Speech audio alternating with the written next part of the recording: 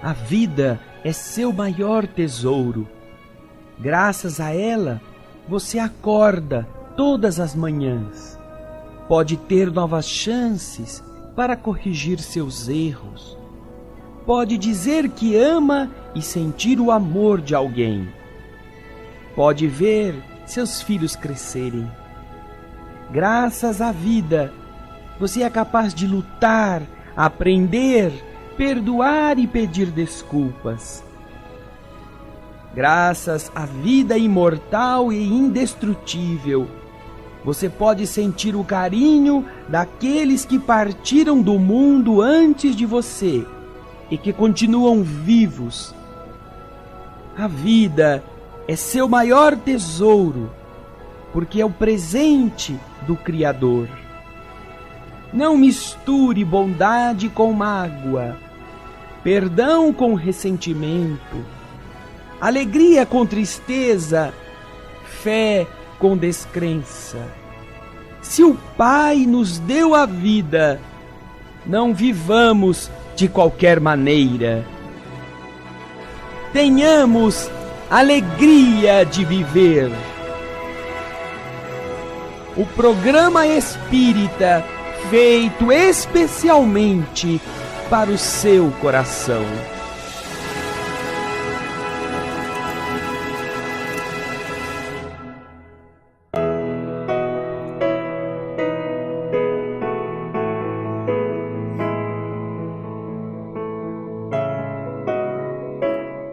Olá pessoal, estamos iniciando mais um programa Alegria de Viver. É sempre bom estarmos aqui em mais uma semana reunidos, falando sobre essa bela obra que nos traz a história da civilização à luz do Espiritismo. Emmanuel traz para a gente, fala como todo o plano espiritual se organizou para que o Cristo viesse à Terra e tantas outras coisas que foram organizadas para que as coisas pudessem correr da forma que deveriam ser. Hoje nós estaremos comentando, dando continuidade ao capítulo 13º, que fala sobre o Império Romano e seus desvios. Daqui a pouquinho nós vamos iniciar então. O nome do livro, A Caminho da Luz, um livro do Espírito Emmanuel, a psicografia de Francisco Cândido Xavier. Se você não tem essa obra, adquira, acompanhe conosco a leitura. Mas eu sou Solange Godoy, vamos iniciar dando as boas-vindas ao André Luiz Ruiz. Como vai? Olá, Solange. Olá, bem, André? Queridas irmãs, queridos irmãos. Com essa alegria que a Solange fala, todos os programas, nós esperamos que você também possa desfrutar das belezas que a história do mundo, a visão da doutrina espírita, segundo as explicações que o Espiritismo nos oferece, vai nos produzindo, vai nos impregnando o espírito. Então, graças ao esforço destas almas e de todas as almas dedicadas que compõem a Boa Nova, é que você e eu podemos abordar e aprender essas coisas lindas. E é por isso que a gente sempre manda o abraço da Boa Nova para você, através do Luiz Leite e do Alailson Cunha.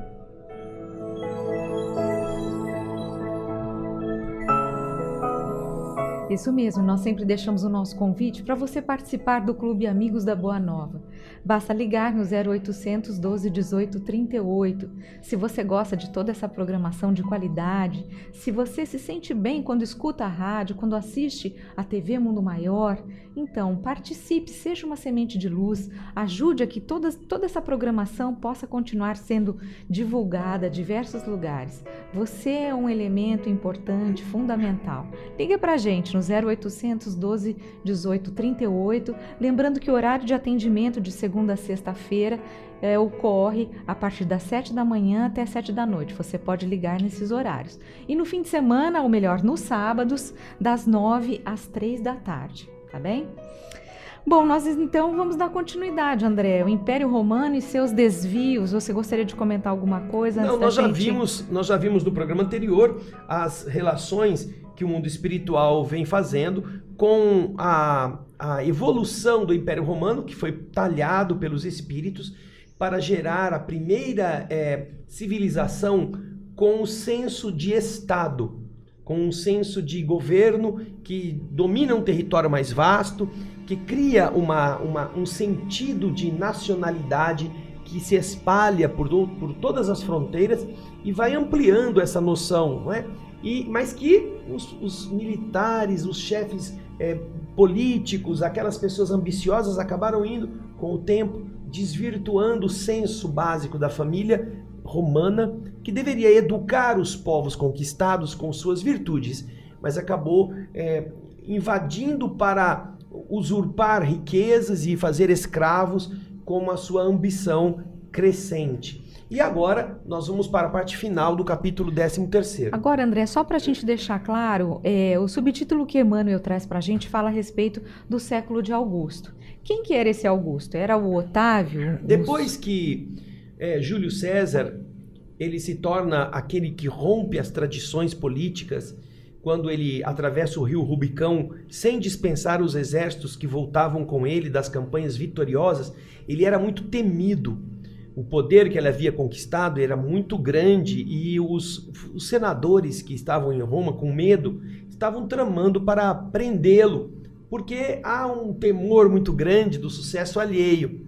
Ainda mais para os pachorrentos que ficavam apenas comendo e administrando sem dar nenhuma demonstração de coragem. Então, quando César vai a Roma com as suas legiões, dando-lhe sustentação, dando-lhe força, naturalmente que os senadores fogem espavoridos, né? Uhum. Eles saem dali e César então organiza um tipo de governo que, para certas legalidades, para ter uma estrutura aceitável, ele não gostaria de ser ditador, nem queria ser imperador, nem queria ser rei.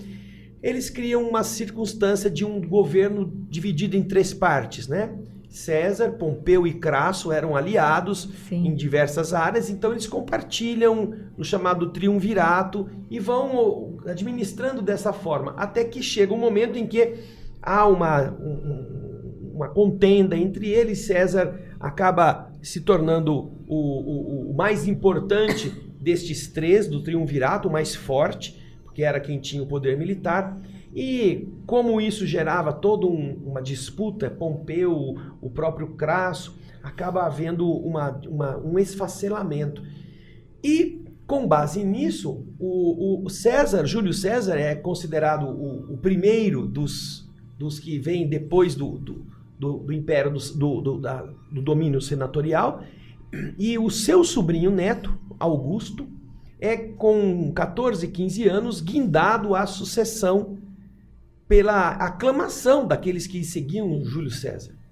E ele tem que fazer uma luta contra Crasso e Pompeu. Há toda uma situação de perseguição, né? Pompeu acaba sendo assassinado quando chega no Egito, degolado pelos seguidores do Egito, né? Dos que estavam lá com Cleópatra ao tempo do próprio Júlio César. E ele então consolida, Augusto, jovem ainda, consolida o poder em seu nome com os exércitos que eram fiéis à sua liderança. E é exatamente este século que começa com o Otávio, que é o Caio Júlio César Otaviano Augusto, uma coisa assim, o nome completo dele, que vai dar essa qualificação pelo progresso moral, pela luta para preservar os valores do Estado, que Augusto, juntamente com Agripa, o seu braço direito, eles realizam em todo o Império. Então, agora Emmanuel vai tratar deste período, o século de Augusto. Terminados os triunviratos, ou seja, aquele governo de 3, eis que ia cumprir-se a missão do Cristo, depois de instalados os primeiros Césares do Império Romano. A aproximação e a presença consoladora do Divino Mestre no mundo era motivo para que todos os corações experimentassem uma vida nova, ainda que ignorassem a fonte divina daquelas vibrações confortadoras. Emmanuel está dizendo que, do ponto de vista espiritual, Solange, havia uma noção de ventos favoráveis, havia um ambiente mais aberto para progressos sociais, morais, para valores do espírito, só pela simples possibilidade que se avizinhava da chegada ao mundo do Divino Mestre. Considerando a data oficial do seu nascimento como o ano 0, nós vamos encontrar a morte de Júlio César no ano de 45 antes de Cristo. Ou seja, de 45, 44 antes de Cristo até Jesus nascer, são 44 anos em que Augusto está governando. E depois que Jesus nasce, Augusto continua a governar até o ano 31. Sim. Então, este imperador, este primeiro sucessor de Júlio César, ele governa Roma, governa o Estado romano, o Império Romano, de 44 a.C. a 31 depois de Cristo. Bastante. São 70 anos de governo de uma única pessoa, com os seus princípios de firmeza. E foi um governo, me parece que de mais harmonia, não é, André? Isso, é um governo em que ele estabeleceu vários objetivos de reformas, de modernizações, e isto impregnou o império. Mas aí Emmanuel explica que todo este processo de durabilidade política e social se deveu ao esforço da espiritualidade também em preparar um campo na terra para a vinda da mensagem do Senhor. Então, 40 anos antes, começam a semear esses valores, aí nasce Jesus no ano 0, e depois ele fica ainda 30 anos governando, sob o governo de Augusto. É claro que nesse período Roma tinha se expandido, não quer dizer que Roma era santa, que Augusto era o bonzinho, o Papai Noel, não. Mas eles tinham uma visão diferenciada daquela arrebatada forma de opressão. Sim. Então eles invadiam os territórios, mas você vê, por exemplo, na Palestina, eles não tiraram o rei. Havia um rei, Herodes era o rei da Palestina. Eram estados que aceitavam o domínio romano sem perderem sua autonomia, desde que pagassem o tributo a Roma. Roma precisava de manter-se, então ela precisava de dinheiro das colônias. E o rei se mantinha, a religião se mantinha, eles tinham que respeitar as ordens romanas, mas eles tinham o domínio sobre os costumes dos seus povos.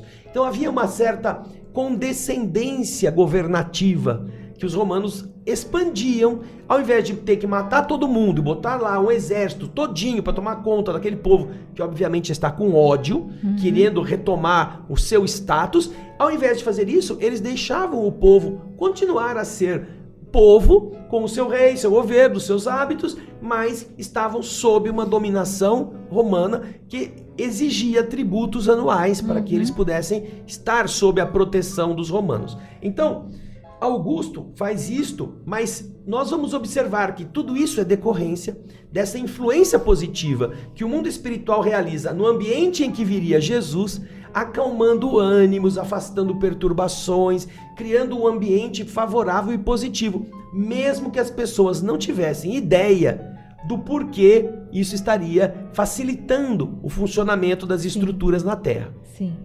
Em vista disso, o governo de Augusto decorreu em grande tranquilidade para Roma e para o resto das sociedades organizadas do planeta. Realizam-se gigantescos esforços edificadores ou reconstrutivos. Belos monumentos são erigidos. O espírito artístico e filantrópico de Atenas revive na pessoa de Mecenas. Vamos fazer um parêntese aqui. Quem era Mecenas? Se chamava Caio Cilino Mecenas.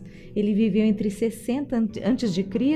e 8 depois de Cristo. Ele foi um estadista romano que protegeu e bancou com seus próprios recursos os artistas, tais como os escritores Virgílio e Horácio.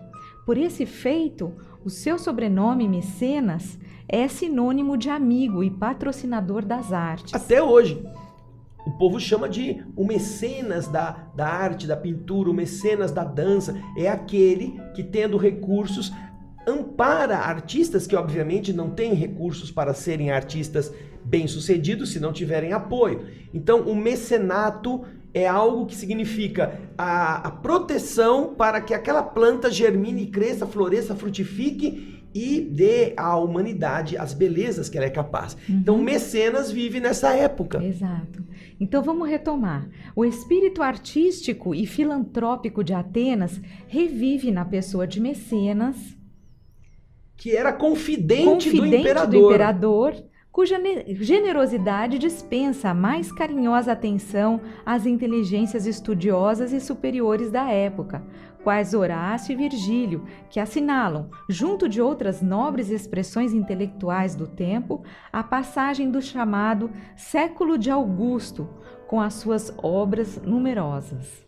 Então nós observamos que também o aspecto artístico é usado para embelezar as mentes. Horácio e Virgílio eram poetas, eram literatos daquele tempo, e eles cantam e decantam toda essa beleza, fazendo essas referências, essas descrições, graças ao apoio que recebem. Também outros foram beneficiados, mas principalmente esses que deixaram uma obra vasta e conhecida como clássica para os que gostam de estudar essas belezas. Eles são os beneficiários da generosidade que o espírito mecenas, conselheiro do imperador, veja só.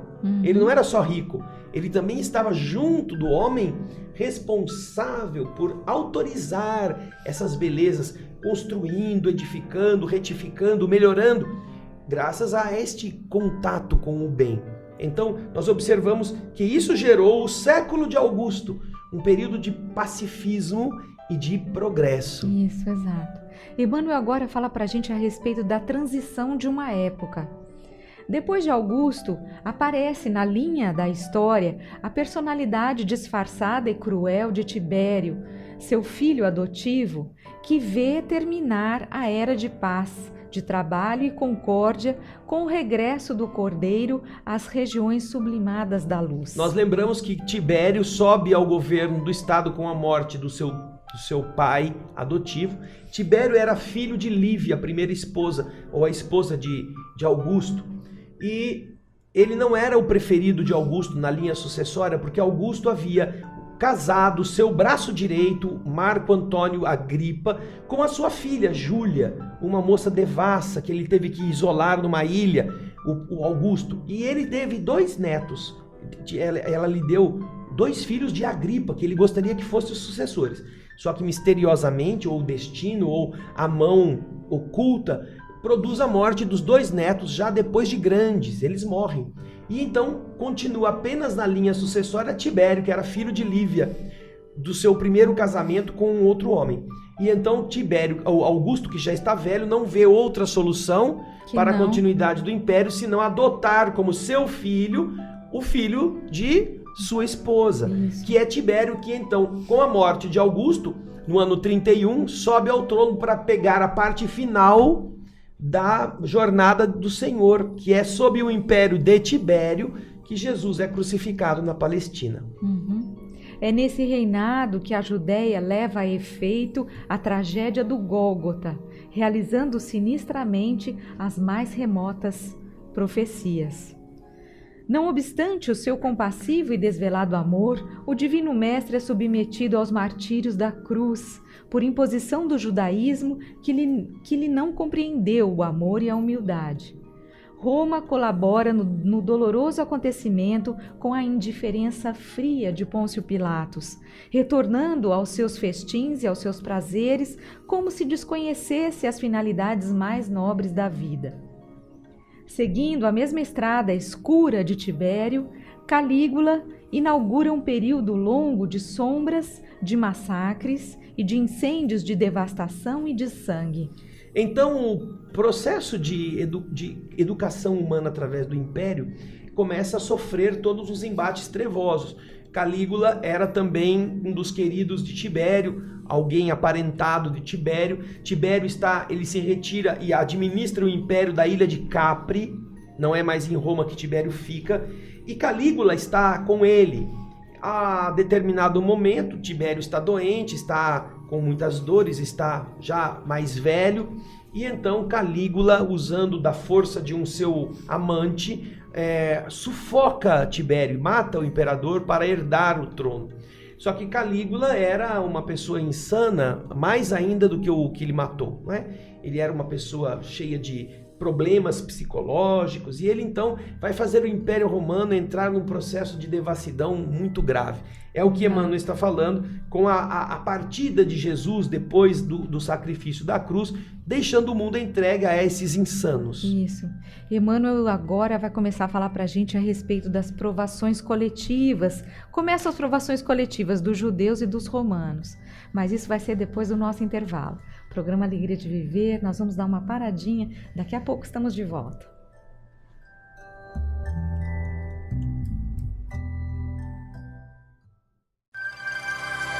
Estamos apresentando um programa Alegria de Viver.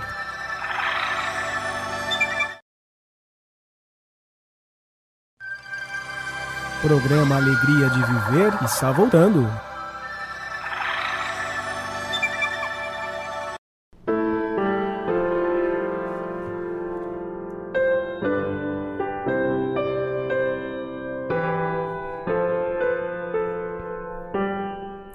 Estamos retornando com o programa Alegria de Viver. Para você que se sintonizou conosco agora, estamos fazendo a leitura e o comentário deste livro, Livro ao Caminho da Luz, que é do Espírito Emmanuel, e a psicografia de Francisco Cândido Xavier.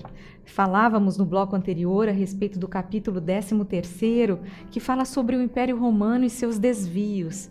E agora Emmanuel traz para a gente, vai começar a falar sobre as provações coletivas dos judeus e dos romanos. Eles estavam envolvidos na morte do Senhor.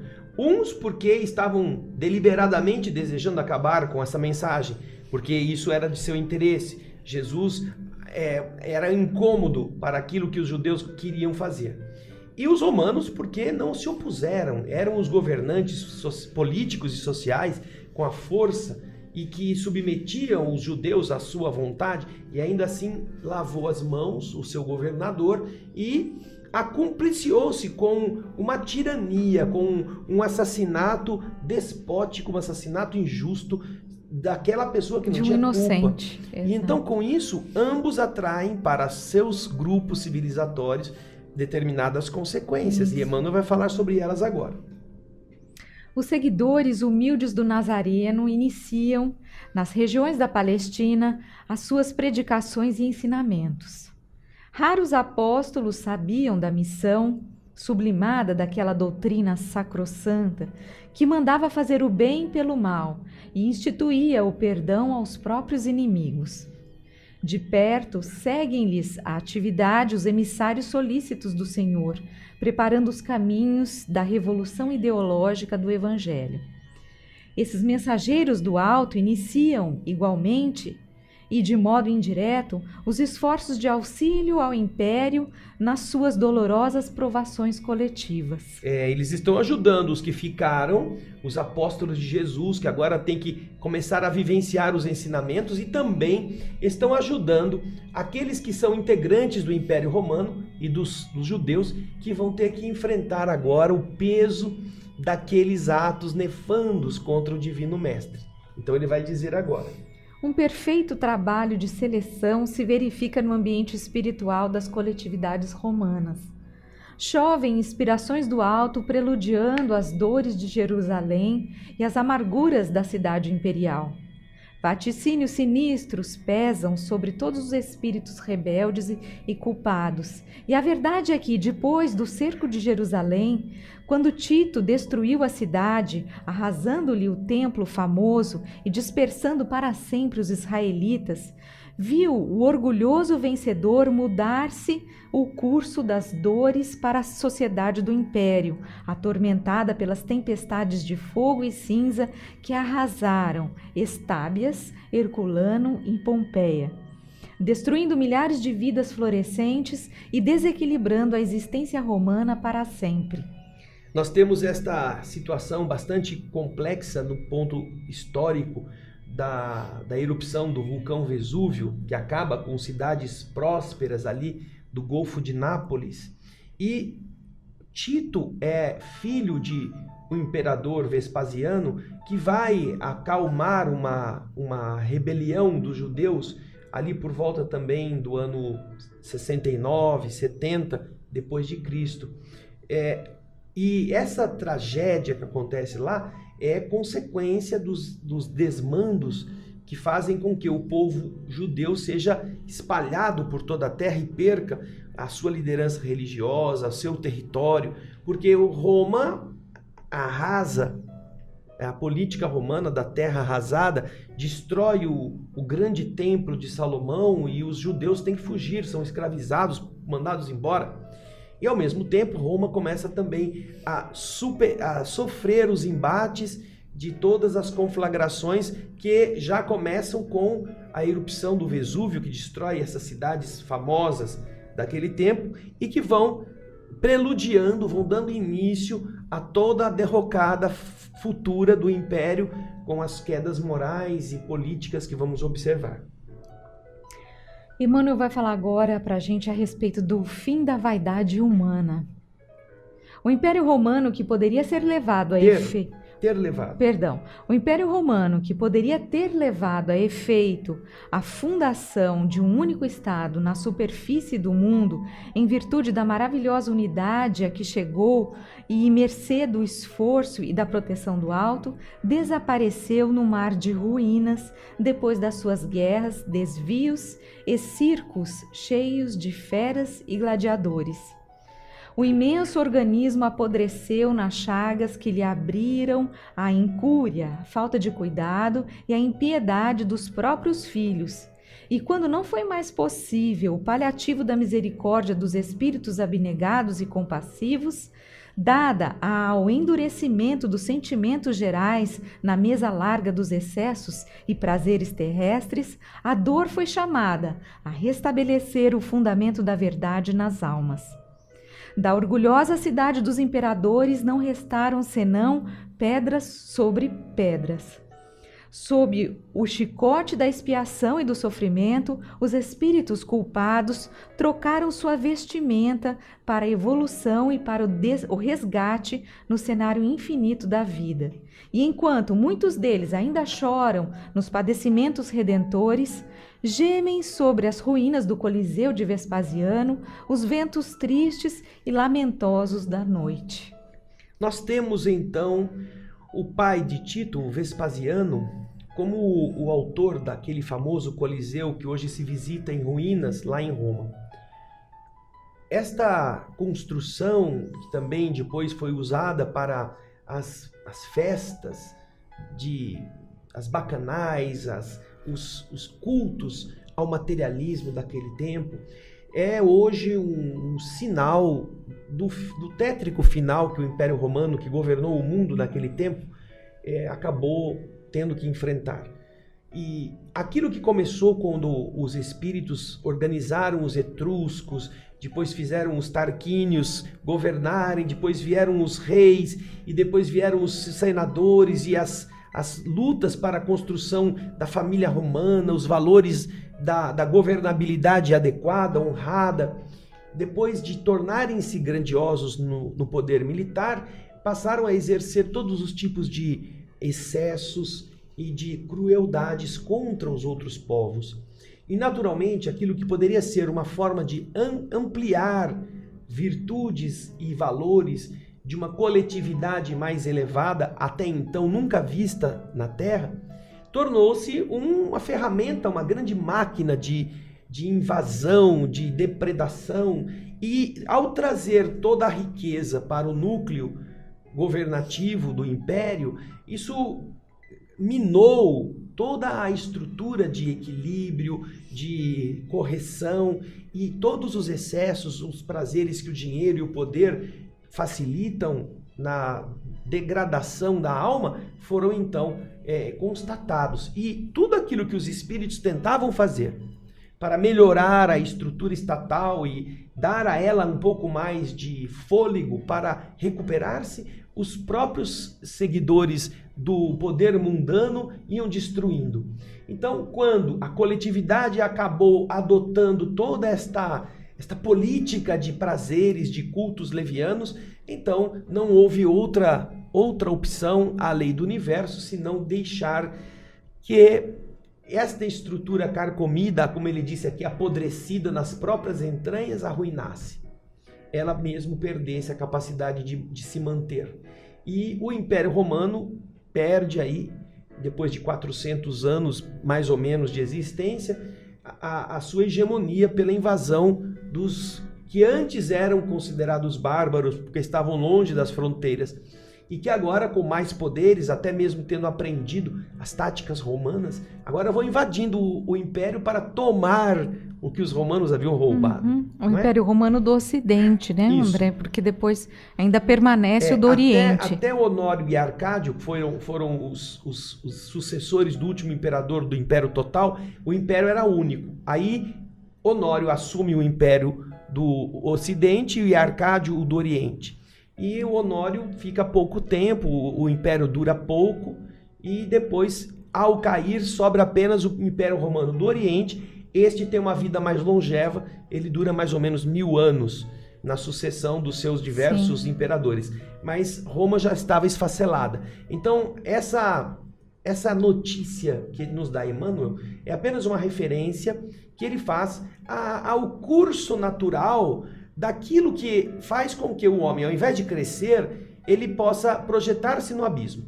Os espíritos ajudam, os espíritos são amorosos, os espíritos compreendem e dão tudo aquilo que a gente precisa para sair. Mas quando a gente gosta do mal, quando a gente quer o mal, quando a gente deseja fazer o que não deve, então vem a lei, a justiça, que toma as rédeas do governo das coisas. E como ele diz aqui no final, estes todos generais, capitães de guerra, imperadores, príncipes, cortesãos, todos eles morrem e passam por períodos até hoje, como ele diz, até quando o livro foi escrito, passam por períodos de provações terríveis nas regiões umbralinas, nas margens do Tibre, como mendigos, leprosos, como pessoas indignas na visão social da atualidade.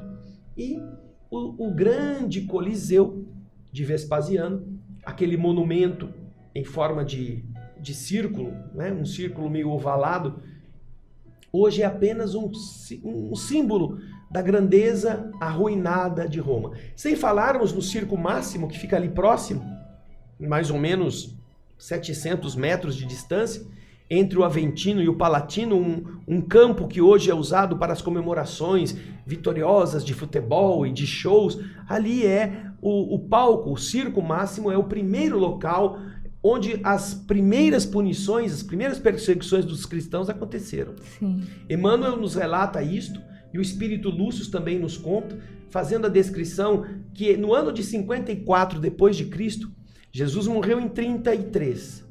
No ano de 54, imaginem só, 21 anos depois, sem internet, sem WhatsApp, sem televisão, sem microfone, 21 anos depois o cristianismo estava instaurado no Império Romano, na sua capital. Tanto que Nero, sabendo que havia toda essa força seita, desse movimento, ele começa a perseguir os cristãos, colocando-os não como cristãos, mas como malfeitores, como velhos, mulheres, crianças, jovens na arena, como se fossem bandidos que foram presos como criminosos comuns, mas são estes os primeiros que no ano 54 depois de Cristo são sacrificados na arena do Circo Máximo. E que, obviamente, quem nos conta isso é Públio Lentulus, o hoje conhecido como Emmanuel, que vê morrer lá no circo a sua esposa, Lívia. É uma história maravilhosa no livro Há 2000 anos também, de Emmanuel e Chico Xavier. E o espírito Lúcio, no livro O Amor Jamais Te Esquece, também conta esta epopeia de um outro ponto de vista com outros personagens. E eles ambos citam essas circunstâncias de, em pouco tempo, pouquíssimo tempo para os recursos da época, a mensagem de Jesus ter saído da Palestina, uma região afastada, apartada de tudo, como se fosse um lugarejo no meio da Amazônia, e chega no centro da capital do Império com a força de uma mensagem que leva as pessoas a morrerem na arena, comidas pelas feras, sem repudiar a crença numa força sublime. Para que nós entendamos quantos espíritos vieram conjugar os seus esforços para semear com o seu sangue, suas lágrimas e seus exemplos a mensagem que Jesus tinha plantado lá na Palestina. E ele havia sido o primeiro a sucumbir. Então você descobre que Tudo isso é uma construção, como se fossem milhões de fermentos espalhados, prontos para, bolinhas de fermento Isso. prontas para explodir quando os leões comessem. E aquilo ia fermentando todos os outros. Ia chamando mais atenção. Até que se torna a religião oficial do Império. Do Império Imagina Romano. isso. Muito bonito. Olha, nós temos a doutrina espírita que surgiu em 1857 em Paris com o Livro dos Espíritos. E ela levou até hoje, só chegou basicamente em termos massivos aqui no Brasil. Nós comemoramos 160 anos do Livro dos Espíritos e ainda hoje no Brasil tem muita gente que nunca ouviu falar de espiritismo. O último censo do IBGE aponta que havia uma população de 3 milhões ou 4 milhões de habitantes no Brasil que se diziam espíritas quando eram perguntados. Então você imagina, 160 anos depois, com toda a tecnologia, com tudo aquilo que hoje nós conhecemos ainda, a mensagem leva tempo para andar. Imagina o que foi 21 anos depois da morte de Jesus, chegar e tornar-se a religião do Império alguns anos depois. A força dessa mensagem, né? É terrivelmente impressionante. Emmanuel, no próximo capítulo, ele vai falar a respeito disso, dessa edificação do cristianismo, dessa propagação da mensagem, como as coisas foram acontecendo. É um livro primoroso. Você acompanhe conosco nos próximos programas. Nós já temos que encerrar. Isso aí. Né, André? Deixamos, como sempre, o nosso convite para você participar dos nossos estudos. Nós estamos estudando no programa Espiritismo Sem Mistério, estudando o Livro dos Espíritos, na TV Mundo Maior, nas terças-feiras, de 15 em 15 dias, a partir das 16 horas, você pode participar conosco desse estudo. E também na TV Alvorada Espírita, todas as quartas-feiras, a partir das 8 da noite, também estamos estudando o Livro dos Espíritos. Participe, é muito interessante. Você pode acessar com perguntas, você pode entrar nesse link que está vendo, a TV alvoradaespírita.com, no YouTube youtube.com/TV Alvorada Espírita, você assiste ao vivo, faz pergunta, tira dúvida. Toda quarta-feira, 2 horas de estudo do Livro dos Espíritos ao vivo na TV Alvorada. E de 15 em 15 dias, nós fazemos esse estudo também na TV Mundo Maior, no programa Espiritismo Sem Mistério. É isso mesmo, nós agradecemos a sua participação, que essa semana seja de muita paz e até a próxima edição do programa Alegria de Viver. Agora é o nosso momento de prece e oração, participe conosco. Vamos fechar os nossos olhos.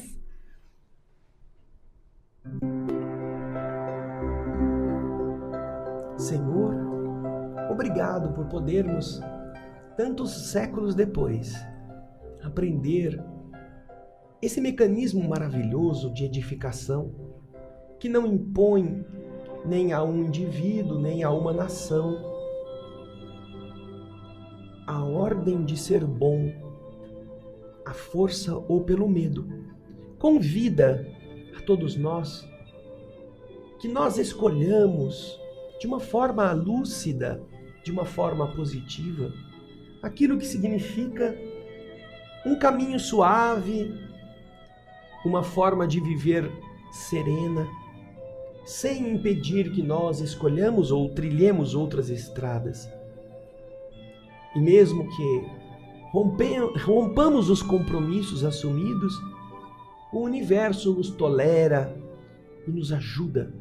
Às vezes, na hora difícil em que nossa insensatez nos encaminha, nas lágrimas, nos espinhos na carne, somos também amparados pelos amigos, não com as acusações de leviandade ou de fuga ou de covardia, não, mas como aqueles que sabem que nós somos lenho verde, caniço sem vida, que a ventania ou a brisa dobram facilmente. Obrigado, Jesus, porque aprendemos contigo que não há vingança, que nossas deficiências são entendidas, compreendidas e são, de novo, aconselhadas pela sabedoria cósmica, a que nós lutemos a fim de vencê-las. E vemos uma grande civilização com poderio militar até mesmo de produzir a paz e a abundância em todos os lugares, romper todos os esforços espirituais e acabar entregue a si mesma ao pó da história, trazendo apenas, se ao lado de algumas realizações importantes, moralmente falando, exemplos negativos, exemplos de derrota, exemplos que, infelizmente, os homens atuais ainda não compreenderam e tentam repetir nas hegemonias militares, nas ações agressivas, nos desrespeitos aos valores humanos, desejando ainda dominar pelo poder do dinheiro ou da força. Ajuda-nos, Senhor, para que em nossos lares nós não sejamos estes que fazem as mesmas coisas, que nós aprendamos a ter uma família na qual nós nos relacionemos com base no amor, na compreensão e na concórdia, não com base no dinheiro, não com base no poder de comprar os outros, não com base na violência física ou verbal, na chantagem emocional, em tudo aquilo que ainda é tão comum à nossa inferioridade. Que nós aprendamos a viver os valores do Espírito, transformando nossos ambientes em preâmbulos, em antessalas do mundo regenerado. Se ainda há tempo a chegar a todos, hoje eu posso construir o meu, você pode construir o seu, dentro de você e à sua volta. Obrigado, Jesus, por nos ajudar a compreender que nós podemos ser melhores diariamente. Muito obrigado, queridas irmãs, queridos irmãos, muita paz.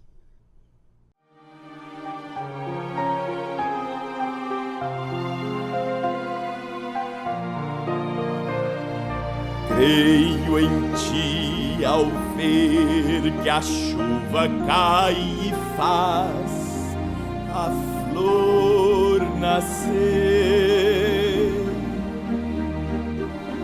Creio em ti, pois sei que enquanto é noite aqui, é dia ali.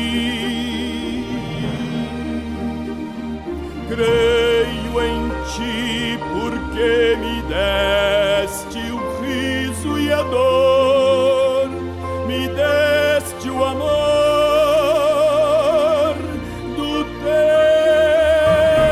amor. Creio em ti,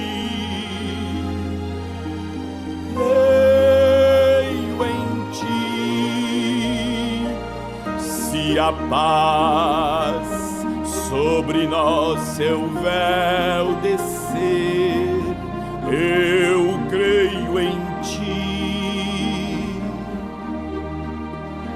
Se a tempestade a terra abalar, eu creio em ti.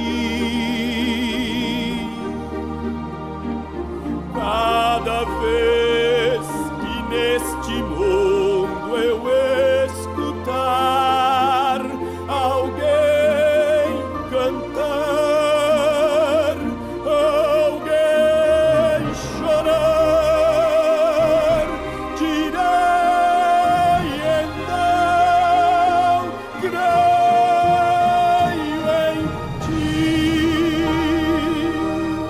Senhor, eu creio em ti.